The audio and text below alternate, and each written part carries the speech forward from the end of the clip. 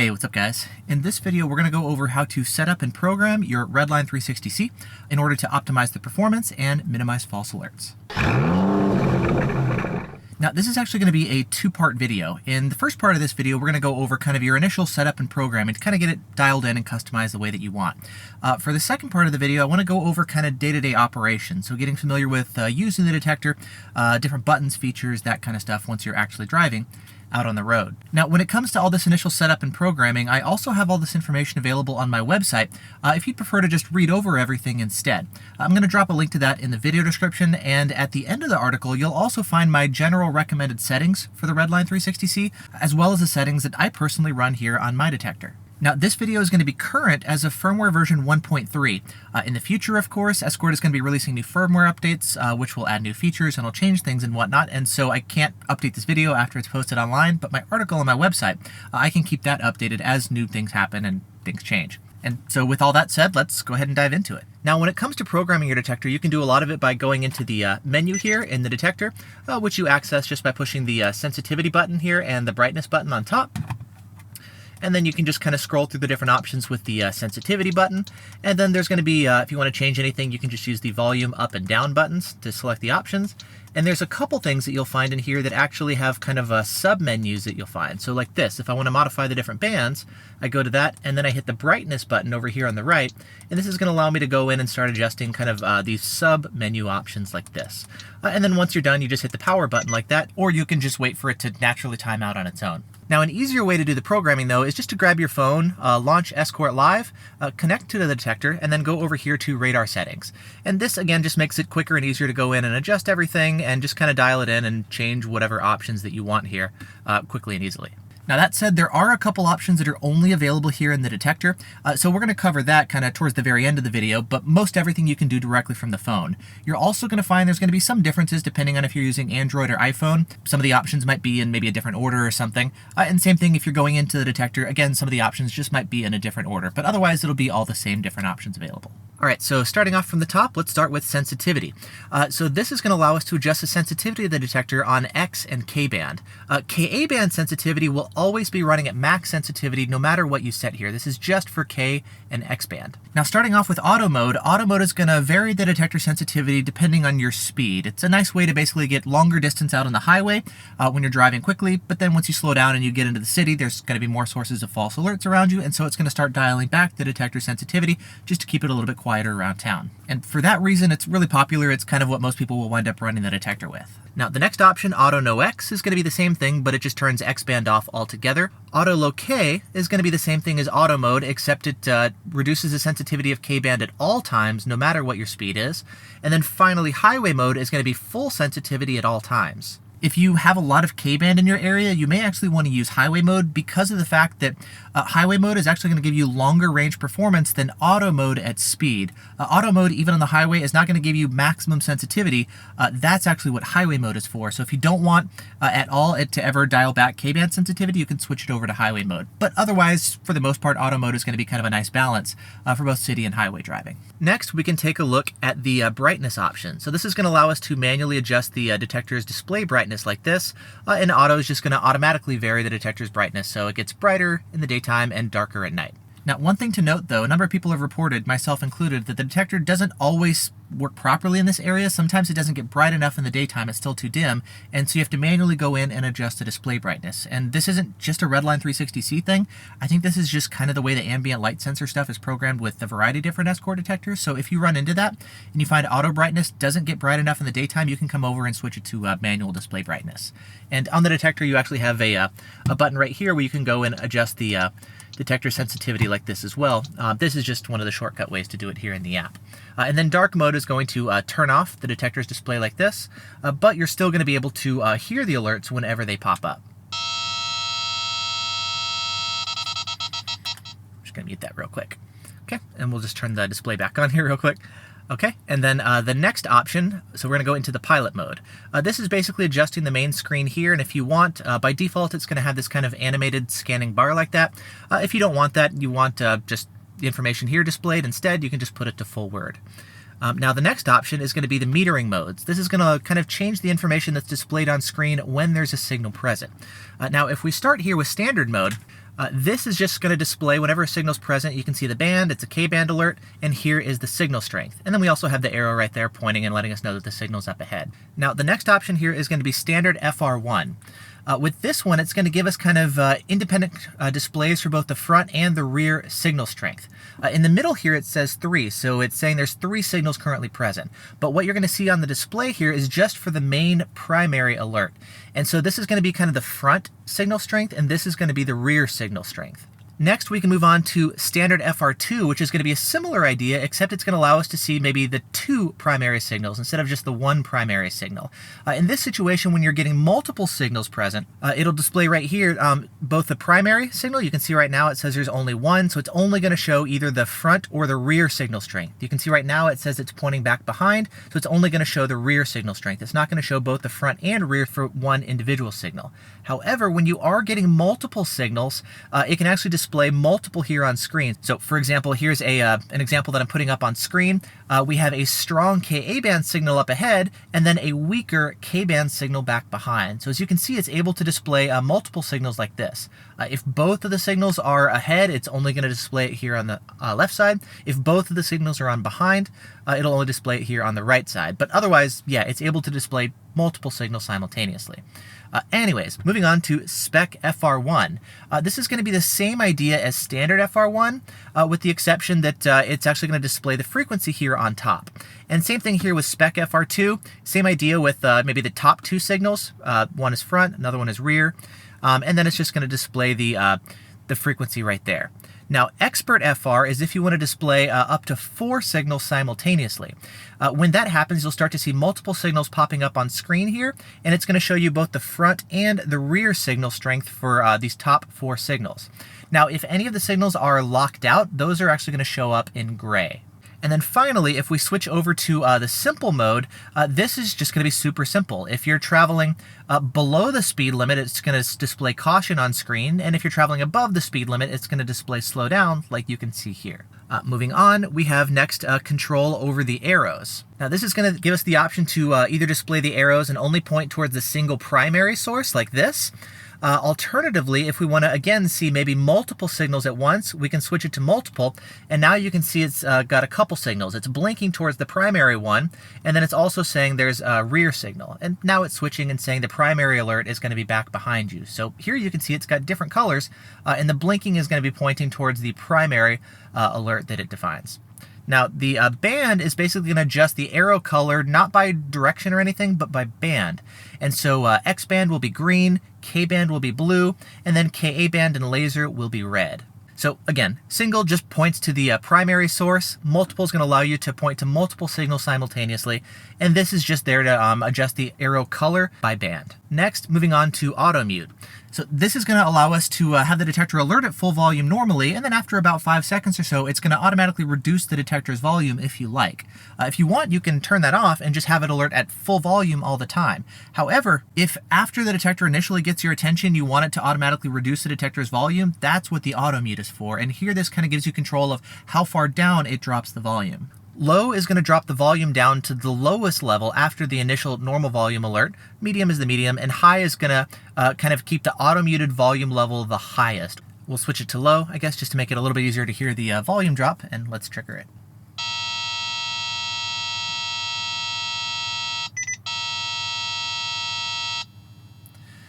So you can hear that it alerted, and it actually let us know that there was an additional signal present, but then after that, it dropped the alert volume, so you can tell it dropped it down to a low level. And again, this is just going to allow us to adjust how far down it drops the auto-muted volume level. Next, we can do, actually let's do the audio tones. So if you just heard, when it alerted to one signal, and then it gave us a beep letting us know, hey, I'm seeing a second signal, even though I was just alerting to one primary signal, right? Now that's because I had it set to Standard Plus. This is just going to give you the traditional Escort tones, which is what Standard is. But if you'd like some additional information letting you know that, hey, I'm seeing an additional signal, that's what the Standard Plus option is. And then next we also have the mild alert tones. These are just there if you don't necessarily want to hear traditional radar alert tones. The mild ones sound kind of like maybe a doorbell. We can demo that real quick too.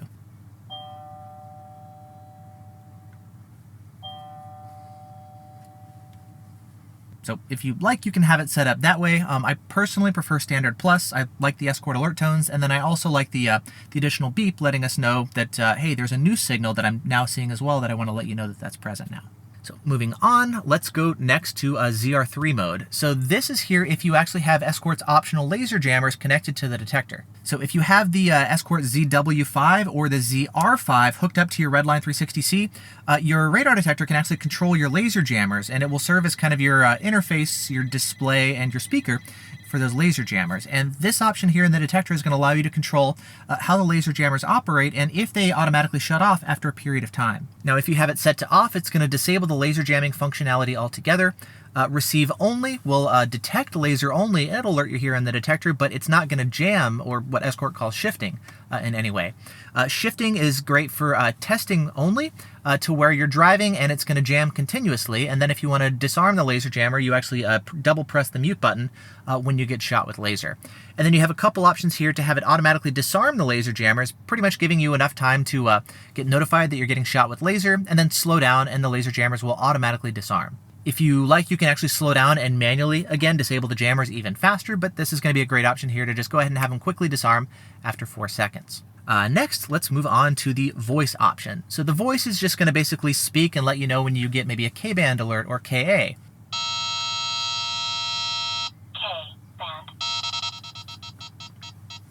This can be especially helpful when you're maybe learning the detector and you're getting familiar with the audio tones and whatnot. I personally usually run that turned off so that I can listen to the ramp up as it gets stronger and weaker. But once you're learning, I think that's a great option. Plus, another benefit is when you go into the detector's menu, it's actually going to speak the different menu options like this. Advanced. Pilot mode. Full word. Scanning bar. Full word. Completed. Again, you don't necessarily need that, so you can turn it off if you like, but I think it's a great option, especially once you're getting familiar with the detector. Next, let's take a look at the auto power option. I think I skipped over this when I was doing the Redline 360 tutorial, so we'll kind of simulate it here with the Max 3, but it's the same idea. Basically, the idea is you can set the detector up to automatically turn off if you've been parked for a certain amount of time. This can be really useful if your power plug that your detector is plugged into always provides power, even when you're parked. That can wind up draining your car battery. And so in that situation, you can have the detector just automatically turn itself off after an hour to 4 hours, whatever. Something else to note is if you have this feature enabled, after 30 minutes of being parked, with the detector doing 0 miles an hour basically, it'll just turn off the display for you. The detector will still be on, but the display will turn off.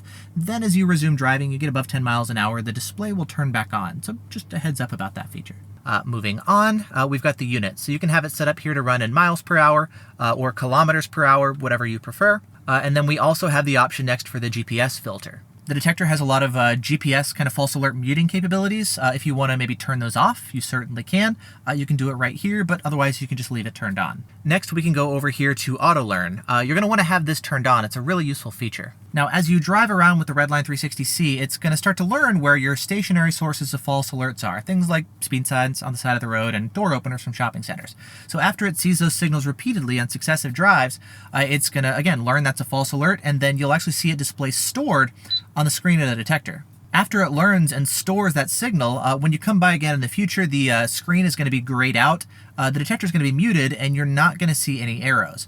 It'll still show you on the display that there's a signal present, but it's going to be super quiet and just muting that signal. Now, I've got it turned off for the video just so it doesn't automatically, lock out as I keep hitting it here to demo it with K-band for the video, but in general, you'll want to have the feature turned on. Next, we have our cruise alert. This is, again, a really useful feature. This is going to be your low-speed muting option. And this way, when you pick up a signal, maybe driving around town at lower speeds, the detector will just beep twice and then mute. This way, again, as you're driving around town, you don't have the detector screaming whenever it's picking up a false alert, especially if you're below the speed limit.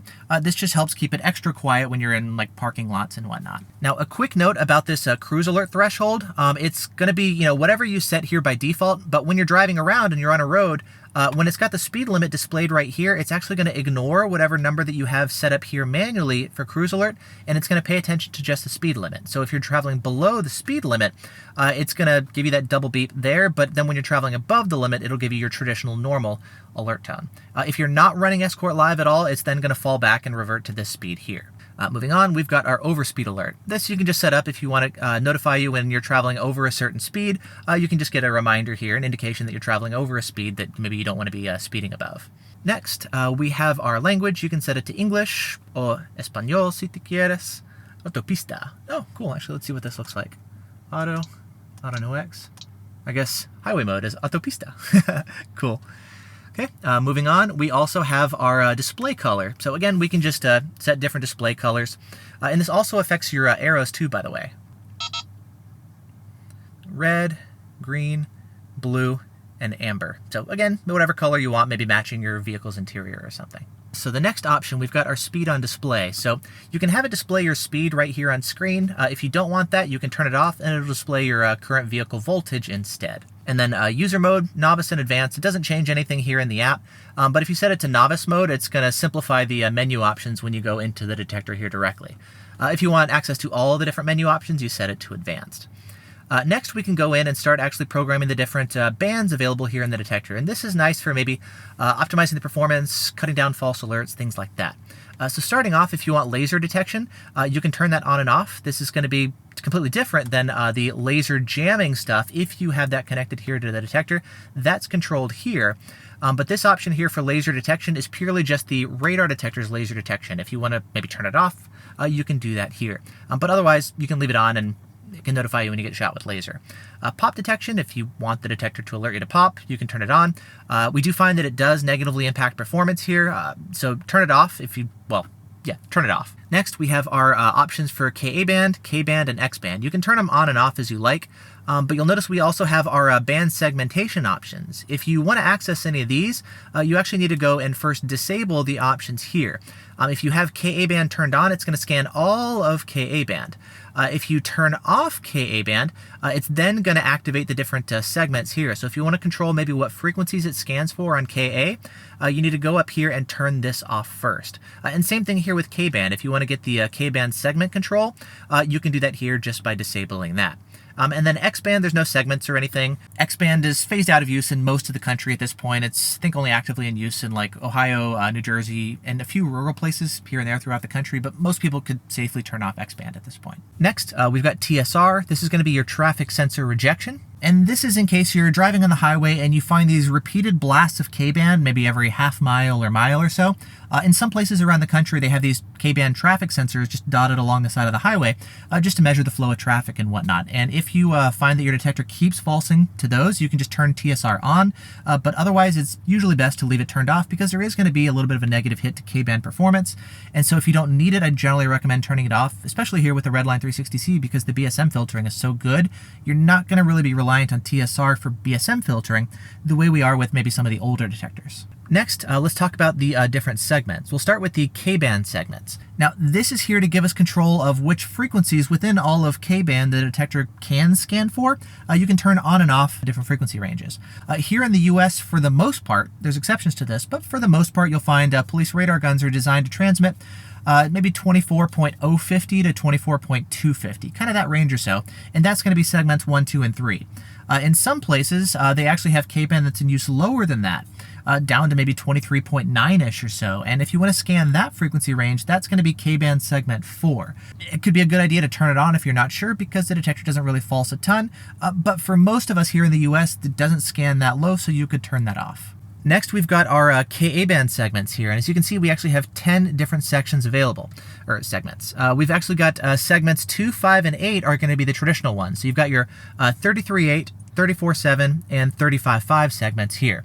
The other segments, if you're concerned about maybe out-of-tune guns, you can turn that on here. And this, again, is just designed to give you control over which frequencies within all of Ka-band the detector is going to scan for. It comes by default scanning only 2, 5, and 8, but again, you can turn on extra frequencies if you want. If you're not sure what's in use in your area, I'm going to drop a link in the video description that goes over what segments are needed for each different state, so that'll be available down in the description too. Now, something we've noticed with testing is turning on additional segments does negatively impact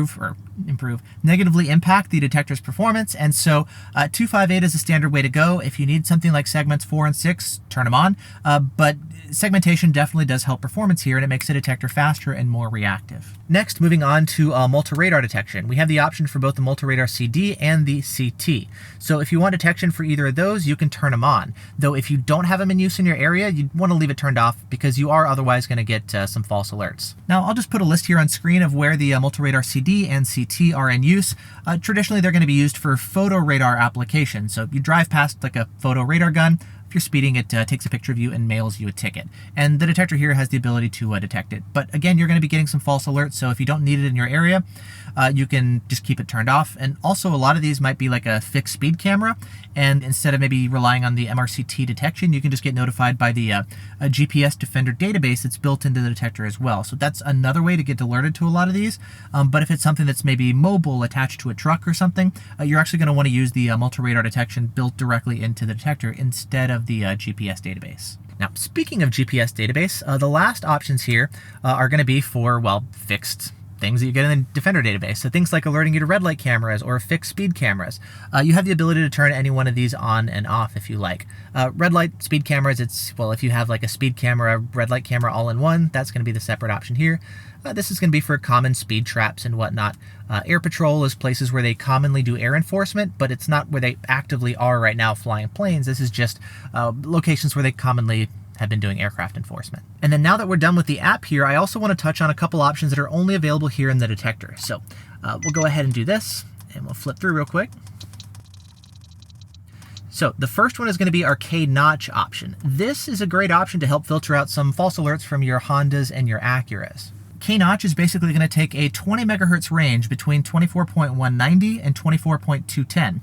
That's a common frequency range where you're going to be getting some BSMs from Hondas and Acuras. And it's going to like really reduce the sensitivity in that frequency range because a lot of times you're going to be getting kind of some weak alerts in that frequency range to those Hondas and Acuras. So it's just designed to help do some additional BSM filtering, if you will, to cut out a lot of the BSM falses that may otherwise punch through the Redline 360C. So if you want some additional BSM filtering, you can turn it on. This is a legitimate police frequency range where K-band guns can transmit.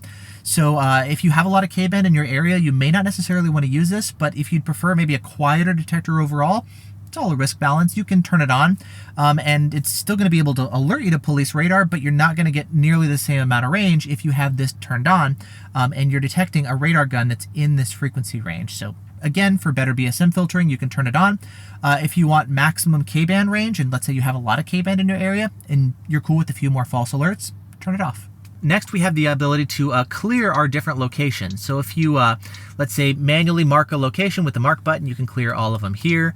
You can clear all of your lockouts. You can clear your whole GPS Defender database for red light cameras and stuff. And if you want, you can just format everything. And if you want to take a look, we can do one of them here. Okay, so we hit the bright button. It says, are you sure? We'll hit it again, and it's going to say yes. And again, just clear all of our marked locations if you maybe created one by accident or something by hitting the mark button. Next, we have the ability to turn Wi-Fi on and off. If you like, you can do it directly here. And the same thing here with Bluetooth. You can manually turn that on and off as well. We have the ability to automatically choose, if we want automatic updates. Do we want our updates for the GPS database or for firmware? This is all for the Wi-Fi updates. So if you have it connected to Wi-Fi, you can choose what gets updated automatically or not. Now, when an update is available, it is going to display it on screen, and then it's going to prompt you if you want to update. If you do, you're going to want to go ahead and hit the plus button, and it's going to go ahead and update the detector for you. It's not going to update without your authorization. You do need to approve the update when the update is available. Now, the red light camera database updates, those come out every Monday or so those you're going to see more often.